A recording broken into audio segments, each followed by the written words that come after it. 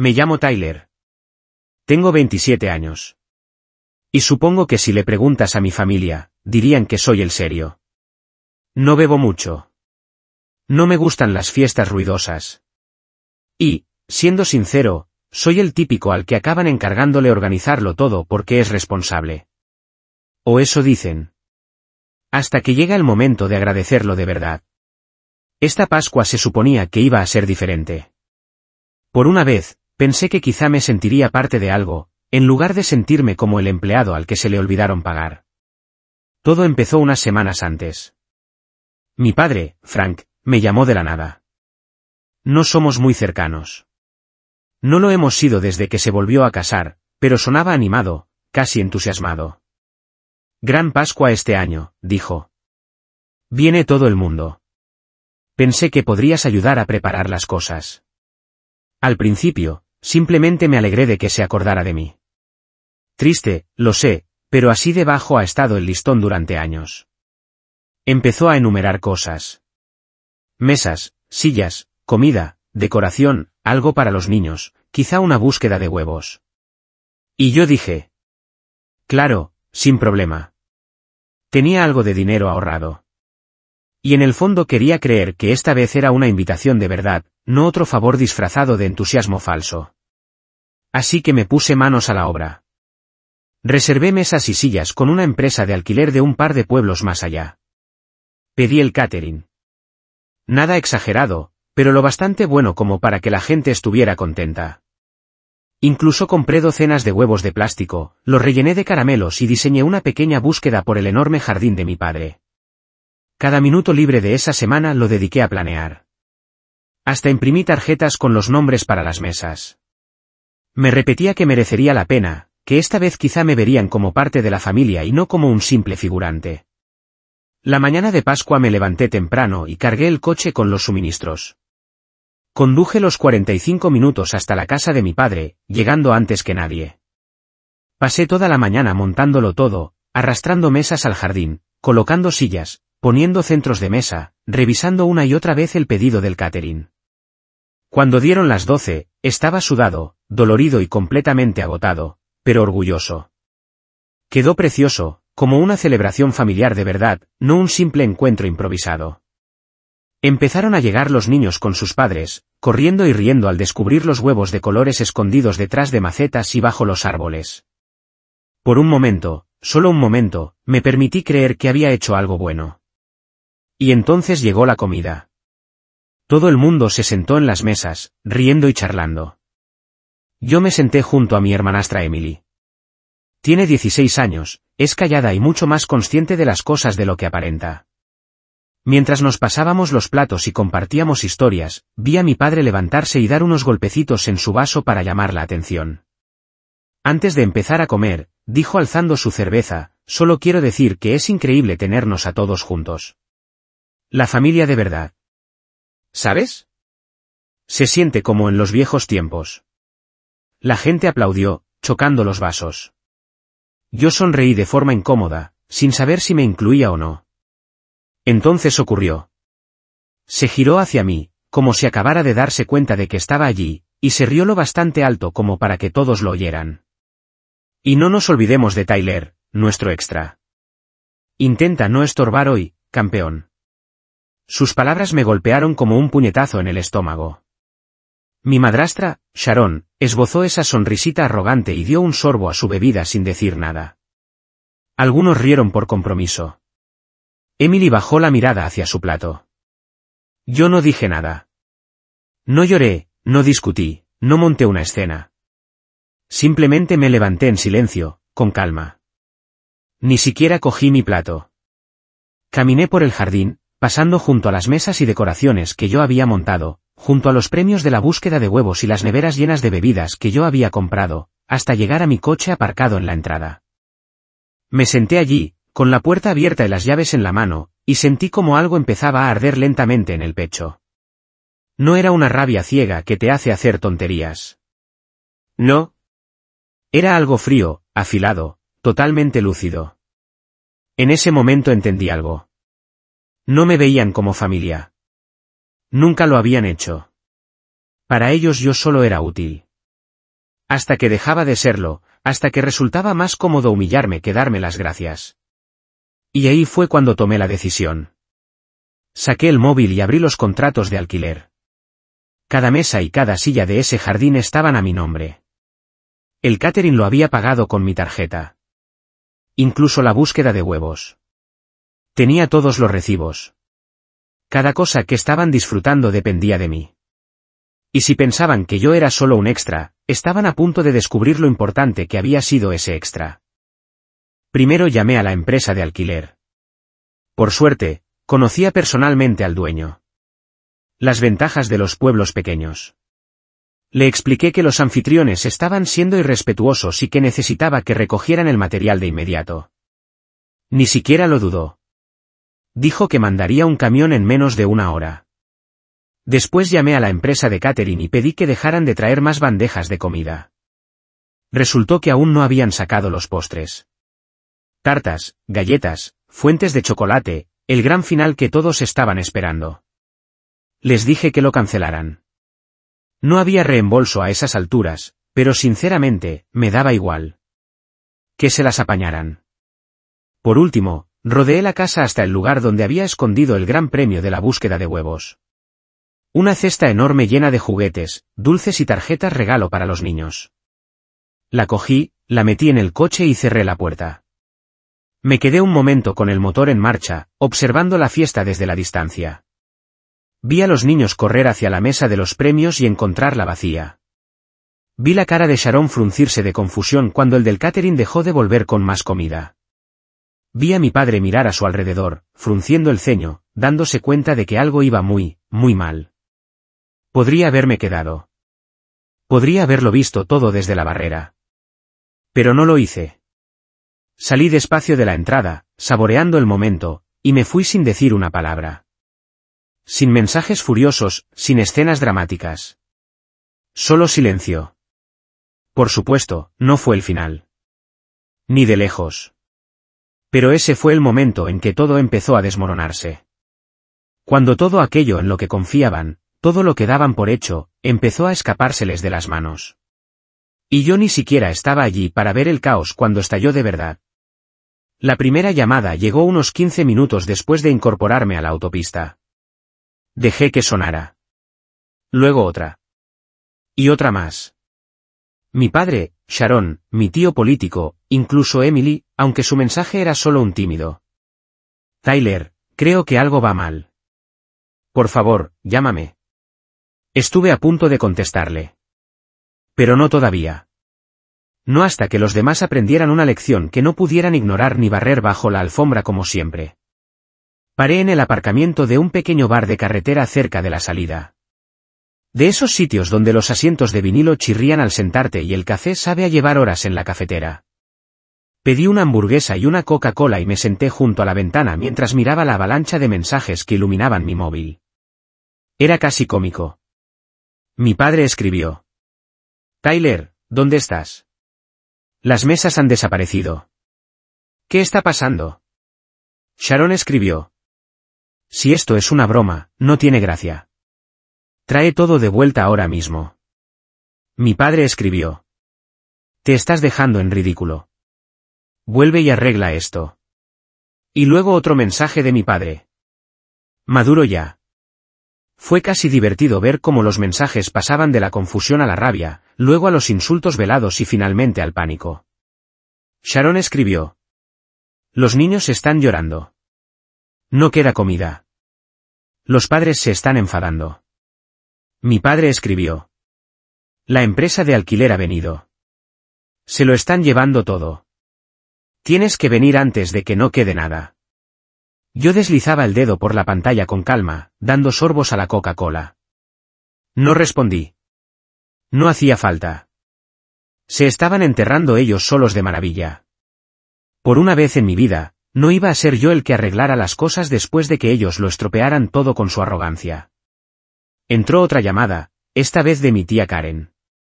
La rechacé y abrí el grupo familiar donde estaban todos enloquecidos coordinándose. Karen escribió. ¿Alguien tiene sillas de sobra? Mi tío Rob escribió. La comida casi se ha acabado. Sharon escribió. No va a llegar ningún postre. Luego Sharon otra vez. Esto es humillante. La gente se está yendo. Mi padre escribió. ¿Dónde está Tyler? Me recosté en el asiento y sonreí para mí mismo. Era casi poético. La Pascua perfecta de la que habían presumido durante semanas, destruida por la misma persona a la que habían tratado como un simple extra. Mi móvil vibró otra vez. Esta vez era un mensaje de Emily. Y a diferencia de los demás, ese sí me hizo dudar. Lo siento. No te merecías eso. Por favor, dime que estás bien. Sentí un nudo en el pecho. Emily no era como los demás. Nunca lo había sido. No se rió cuando mi padre se burló de mí. No sonrió como Sharon.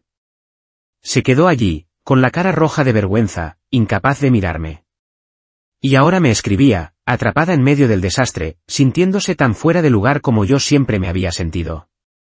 Durante un segundo pensé en volver solo por ella. Pero no. No podía. No esta vez. Si volvía ahora, estaría deshaciendo lo único que por fin había conseguido hacer, defenderme. Así que escribí una respuesta corta. Estoy bien. No te preocupes por mí. Luego, tras pensarlo un segundo, añadí. Eres mejor que todos ellos. No dejes que te cambien. Dejé el móvil boca abajo sobre la mesa y terminé de comer a mi ritmo, ignorando cómo vibraba cada pocos segundos. Pagué en efectivo, dejé una propina el doble de la cuenta y salí al aire cálido de la tarde sintiéndome más ligero que en años. Cuando por fin llegué a casa una hora después, el móvil había dejado de vibrar. Supuse que o se habían rendido o habían empezado a echarse la culpa unos a otros. Conociendo a mi padre y a Sharon, seguramente habría un espectáculo de gritos, reproches y cero autocrítica.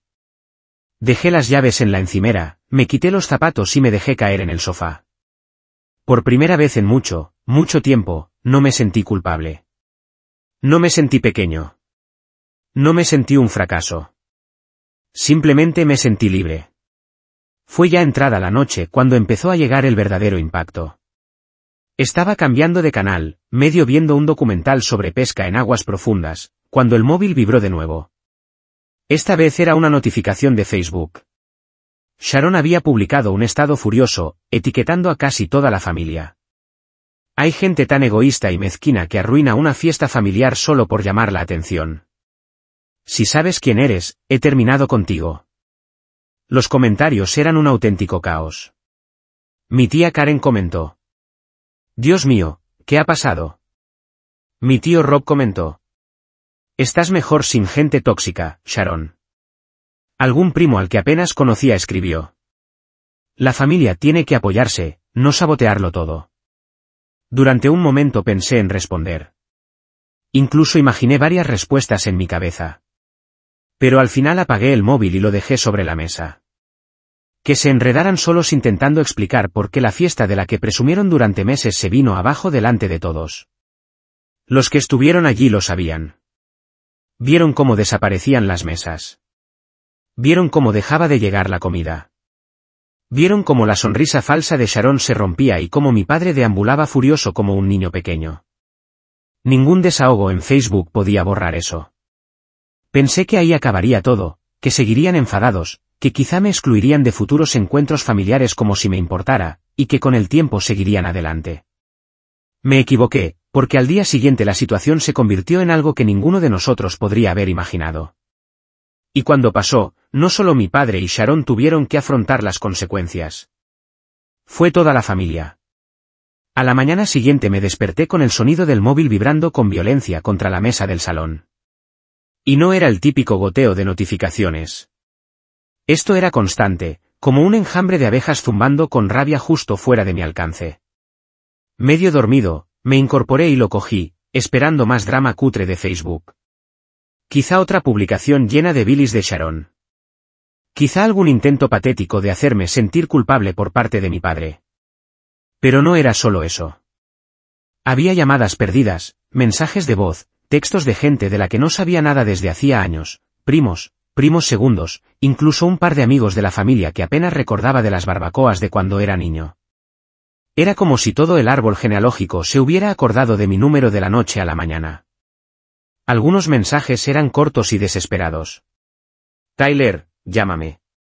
Otros eran más largos, más enfadados, llenos de acusaciones que aún no entendía. Confuso, abrí primero uno de mi primo Jake. Tío, ¿qué has hecho? El abuelo está que echa humo. Va a retirar sus donaciones.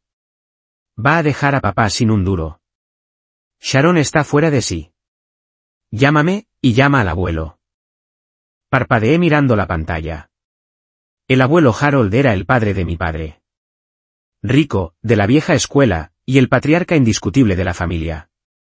Ese hombre básicamente financiaba el estilo de vida de la mitad de mis tíos con una mezcla de culpa, dinero y pura terquedad.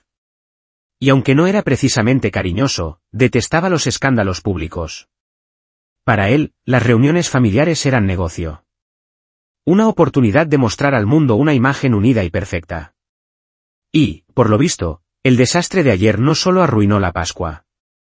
Le había llegado a él. Mientras leía el mensaje de Jake me entró otro. Esta vez de la tía Linda, la hermana de mi padre, que jamás me escribía si no era para pedirme algo. Su mensaje decía: eres un egoísta. Espero que estés contento. Y luego: el abuelo dice que lo de la casa de verano se acabó. Gracias por fastidiarlo todo. Me quedé mirando el móvil, intentando encajar las piezas. La casa de verano. Hacía unos meses se había hablado de que el abuelo ayudaría a mi padre y a Sharon, junto con algunos miembros importantes de la familia, a comprar una casa en la playa que pudieran usar todos. Lo que, por supuesto, significaba que yo no habría visto ni el felpudo, a menos que necesitaran a alguien para limpiar lo que dejaran hecho un asco. El abuelo, al parecer, había aceptado en principio poner el dinero por delante si demostraban que eran lo bastante responsables para gestionarlo. Responsabilidad, imagen pública, respetabilidad. Y entonces montaron una Pascua familiar en la que la mitad de los invitados se fueron antes de tiempo. Se acabó la comida, los niños lloraron, y la empresa de alquiler apareció como si fueran cobradores en mitad de la búsqueda de huevos. Seguí bajando y vi una captura de pantalla que alguien me había enviado. Una cadena de correos entre el abuelo Harold y mi padre, con medio mundo de la familia en copia. El abuelo Harold decía: Frank, después de enterarme del desastre absoluto que tuvo lugar ayer, he decidido reconsiderar cualquier apoyo financiero para futuras iniciativas. Me queda claro que existe una grave falta de liderazgo, organización y respeto básico dentro de esta familia. Hasta que se corrijan estos problemas, retiraré cualquier oferta de ayuda con efecto inmediato. Uf. Debajo estaba la respuesta frenética de mi padre, suplicando, poniendo excusas, culpando a circunstancias imprevistas, incluso intentando cargarme el muerto a mí de forma sutil, diciendo que yo había abandonado mis responsabilidades. Y luego la respuesta brutal del abuelo, en una sola línea. Liderazgo es resolver problemas, no culpar a los demás. Solté un silbido bajo. Para un hombre que normalmente escribía como si dictara un memorándum empresarial del siglo XIX, aquello era un lanzallamas. De pronto todo encajó. La desesperación de las llamadas, el pánico inundando mi bandeja de entrada. No estaban molestos por las mesas y las sillas. Estaban desesperados por el dinero, los privilegios, la imagen que veneraban. Todo se vino abajo porque no pudieron evitar soltarme una puñalada barata delante de todo el mundo. La ironía habría sido deliciosa si no fuera tan triste. Y hablando de triste, al final mi padre cedió y me mandó un mensaje directo sobre el mediodía. Tyler, tenemos que hablar. Sé que ayer las cosas se nos fueron de las manos, pero no puedes desaparecer cuando la familia te necesita. Podemos arreglar esto. El abuelo solo tiene que ver que estamos unidos. Quedemos. Se lo explicamos todo. Tú te disculpas y seguimos adelante. Lo leí 3 veces, solo para asegurarme de que no estaba alucinando. Yo me disculparía. El hombre que se rió de mí, que me humilló delante de todos, que trató mi esfuerzo como si no valiera nada. Yo tenía que disculparme. Era tan absurdo que casi me dio la risa. No respondí. Ni a él, ni a Sharon, ni a ninguno de ellos. En lugar de eso, apagué el móvil y seguí con mi día. Di un paseo, Me compré un helado en la tienda de la esquina, vi una comedia tonta en Netflix. Fue el lunes de Pascua más tranquilo que había tenido en años. Pero la historia no terminó ahí, porque más tarde, esa misma noche, cuando por fin volví a encender el móvil, encontré un mensaje de voz de Emily. Sonaba pequeña, insegura. Hola, Tyler, solo quería decir que lo siento por lo que pasó. Intenté defenderte, pero no quisieron escuchar. El abuelo está muy enfadado. Papá te está echando la culpa de todo, pero yo sé que no es culpa tuya. Me da miedo que intenten hacer algo. Ten cuidado, ¿vale? Esa última parte se me quedó clavada. Intenten hacer algo. Al principio lo descarté.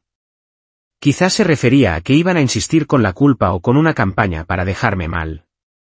Pero había algo en su tono, tenso, asustado, como si supiera algo que yo no sabía, que me estuvo taladrando la cabeza. Y resultó que Emily tenía razón al preocuparse, porque el siguiente movimiento que hicieron mi padre y Sharon no fue solo mezquino. Fue una declaración de guerra. Y esta vez iban a aprender que yo ya no era el mismo extra al que podían empujar y apartar a su antojo. Esa noche casi no dormí después de escuchar el mensaje de Emily. Su voz se me repetía una y otra vez en la cabeza, con el miedo colándose en cada palabra. Por la mañana decidí que ya basta de esperar. Si mi familia estaba planeando algo, yo tenía que estar preparado. Me pasé la primera parte del día poniendo todo en orden. Hice copia de seguridad de cada mensaje, cada nota de voz, cada recibo que demostraba que yo había pagado lo de Pascua. Saqué copias de los contratos de alquiler y de los pedidos del catering. Incluso descargué extractos bancarios con los cargos. Si querían guerra, yo no iba a entrar a ciegas. Sobre el mediodía tuve la primera pista de lo que estaban tramando. Un sobre apareció en mi buzón. Sin sello, entregado a mano. Se me hundió el estómago cuando vi el nombre garabateado arriba.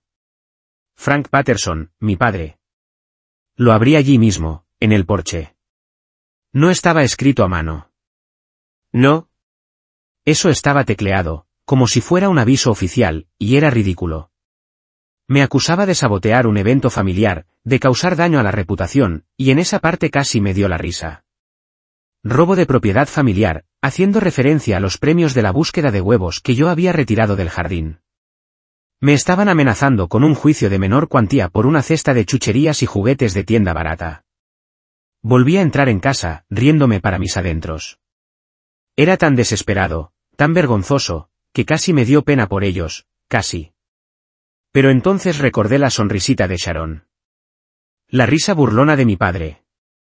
Y como nadie, ni un solo adulto en ese jardín, dijo una palabra para defenderme. No me trataron como familia. Me trataron como una herramienta, como un chiste. Y ahora querían llevarme a los tribunales para salvar la cara. Vale. Podía jugar a ese juego. Pasé los siguientes 3 días preparándome.